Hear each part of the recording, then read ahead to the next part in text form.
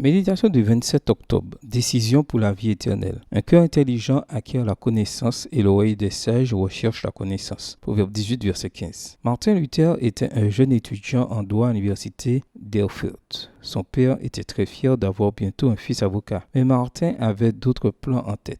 La mort d'un ami très proche l'avait affligé. Peu après, le 2 juillet 1505, il s'est retrouvé bloqué dans une violente tempête, alors qu'il revenait de chez ses parents. Il a eu si peur qu'il est tombé par terre en tremblant et s'est exclamé « Aide-moi, bien-aimé Sainte Anne, et je me ferai moine ». Le 16 juillet, il a solennellement réuni ses amis pour leur faire part de sa décision. Après avoir essayé de l'en dissuader, ils l'ont accompagné en larmes à la porte du couvent. Quand son père a appris cela, il est presque devenu fou et a tout fait pour lui faire changer d'avis. Sans succès, Luther lui-même a reconnu qu'il s'était senti obligé de prendre cette décision car il avait peur de la mort et du jugement dernier, même s'il ne doutait pas que la main de Dieu soit derrière. Sa vie au monastère n'a pas été facile. Il voulait être saint et gagner le ciel. Vraiment, écrivait-il plus tard, j'ai été un moine pieux et j'ai suivi les règles de mon ordre plus sévèrement que je ne saurais l'exprimer.